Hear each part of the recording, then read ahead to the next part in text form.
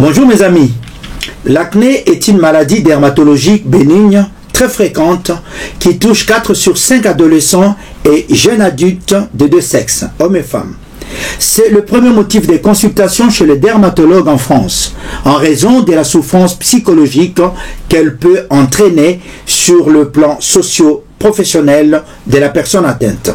De ce fait, l'acné est considéré comme une maladie chronique nécessitant un suivi médical dans la forme sévère. Si ce n'est pas encore fait, merci de vous abonner à notre chaîne Jean-Paul Djamba et partager la vidéo. L'acné est une maladie chronique de la peau qui survient lors de modifications hormonales, en particulier au moment de l'adolescence.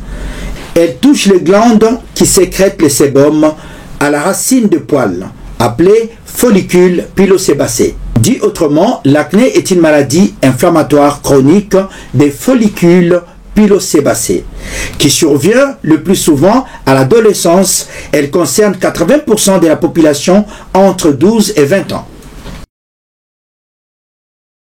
En effet, chaque follicule pilosébacé est constitué d'un poil auquel est accolée une glande sébacée. Cette glande sécrète le sébum qui, normalement, est très fluide et il s'écoule par le pore de la peau qui le recouvre pour la protéger. Dit autrement, chaque poil est associé à une glande sébacée qui sécrète le sébum qui est un fluide huileux dont la fonction normalement est de protéger la peau. De ce fait, dans l'acné, le liquide censé protéger la peau, le sébum, est sécrété en excès et il devient épais.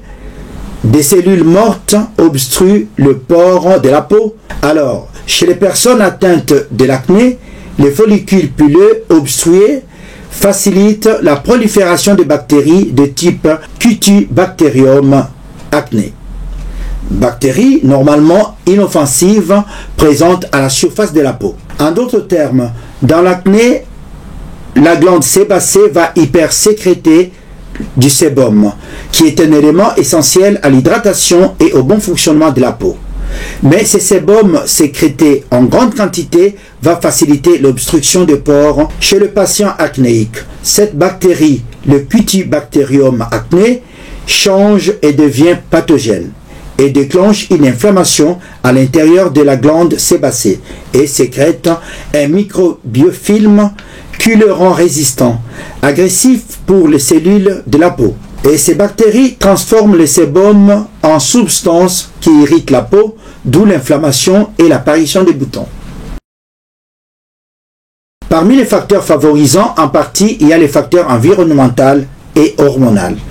C'est pour ça d'ailleurs qu'on retrouve beaucoup d'acnéiques au moment de l'adolescence, ce processus de transition entre l'enfance et l'âge adulte. Il y a présence d'acné chez certaines femmes au moment des grossesses. La prise de traitement hormonal peut aussi favoriser l'acné.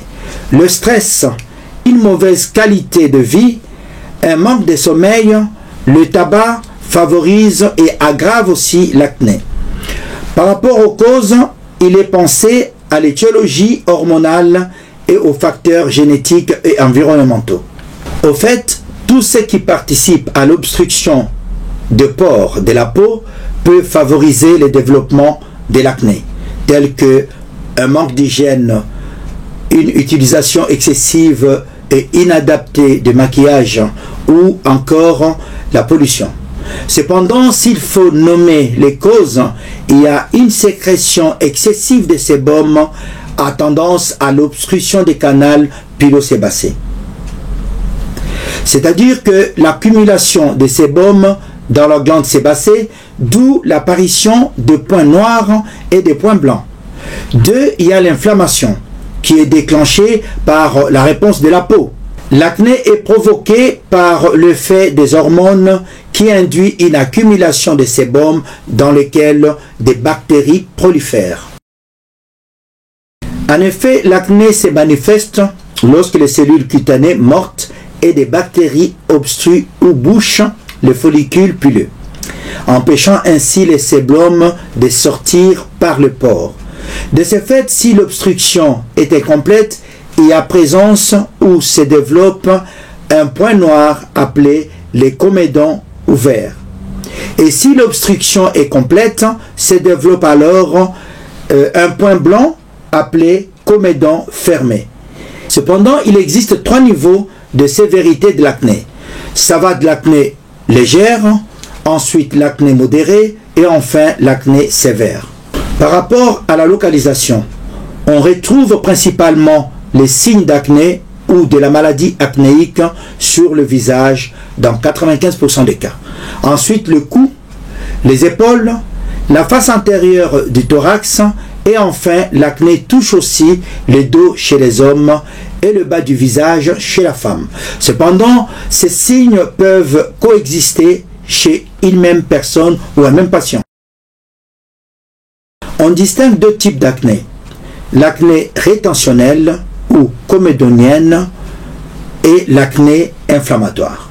L'acné rétentionnelle est caractérisée par une peau grasse, brillante, des pores dilatés et la présence de points blancs sous la peau appelés microquistes ou comédons fermés. On observe aussi la présence en majorité de points noirs ou comédons ouverts. Ce sont le grain sous la peau qu'on a envie de gratter ou d'extraire. Tandis que l'acné inflammatoire qui correspond à un déséquilibre de la flore cutanée qui se met à sécréter des facteurs inflammatoires dans les follicules sébacés, avec l'apparition des papules, c'est-à-dire des boutons rouges solides en relief, et les pustules, les boutons superficiels contenant du pus. Ce sont les petits boutons à tête blanche qu'on a envie de percer. En réalité, la plupart des acnés sont polymorphes ou mixtes, c'est-à-dire un peu inflammatoires et un petit peu rétentionnel. C'est l'acné juvénile ou vulgaire, qui touche plus ou moins les jeunes à partir de 12 ans et jusqu'à 20 ans environ.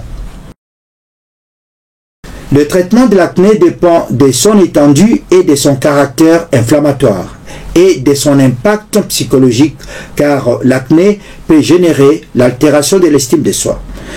L'acné peut aussi générer une dépression dans certains cas.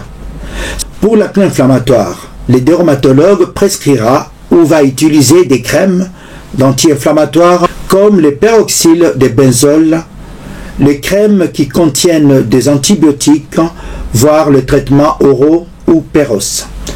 Tandis que pour l'acné rétentionnel, on va préférer les produits qui accélèrent le renouvellement cellulaire. Ici, ce sont des produits acides, les produits à base de rétinol. Le rétinol, c'est des dérivés de la vitamine A, etc. Le traitement de l'acné est adapté au cas par cas, selon le degré de sévérité de la maladie. Cependant, pour les formes les plus sévères, il y a la prise d'un traitement oral sous prescription médicale d'antibiotiques rétinoïdes oraux, qui a une action directe sur la glande sébacée en limitant la production de sébum. Durée du traitement 4 à 6 mois, avec suivi médical. Au cours du traitement, dans certains cas, la chirurgie peut être proposée. Cependant, aucun traitement n'est efficace immédiatement.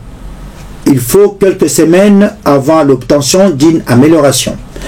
Le bon suivi d'un traitement de l'acné est gage de sa réussite.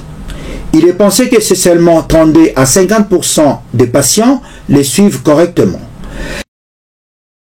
L'acné évolue par crise durant l'adolescence ou la puberté et guérit spontanément à la fin de l'adolescence dans la plupart des cas ou dans la majorité des cas.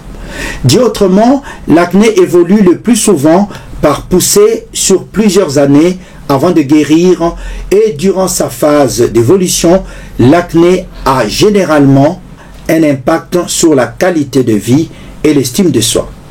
Une fois guéri, l'acné peut laisser des cicatrices, d'où l'intérêt de la prise en charge précoce. Voici quelques conseils parmi tant d'autres à appliquer tous les jours. N'interrompez pas votre traitement anti-acnéique de votre propre initiative, même si l'état de votre peau s'est amélioré.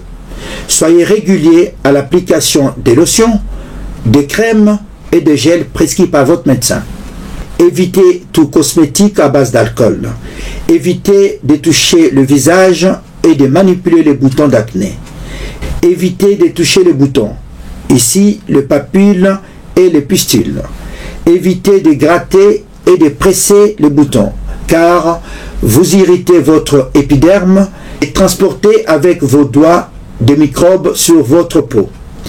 Évitez de vous exposer au soleil sans protection, car le soleil épaissit l'épiderme et aggrave ainsi l'acné. Mangez équilibré. Évitez les gommages et le masque, car l'utilisation sur la peau des gommages et de masques est agressif et déconseillé, surtout pendant la durée du traitement. Appliquez une crème hydratante en cas d'exposition au soleil. Protégez-vous. Évitez le savon qui augmente la sécrétion de sébum. Il est conseillé d'utiliser le Syndette liquide, le savon sans savon, qui lave sans agresser la peau. Évitez le stress. Évitez le tabac. L'acné est une maladie qui doit être prise en charge et traitée rapidement afin d'éviter l'aggravation et l'apparition de cicatrices. Car dès que l'acné est sévère, il y a un risque de cicatrices. Donc, n'hésitez pas de consulter un spécialiste, ici le dermatologue, qui vous prescrira un traitement adapté. Voilà. Je termine cette émission par les conseils de ma mère qui me disait en tété-là que papa dembakin de kamanyamase. Ce qui veut dire en français, papa être en bonne santé est beaucoup mieux que d'avoir un bon repas composé du riz, de la viande et du poisson. Merci.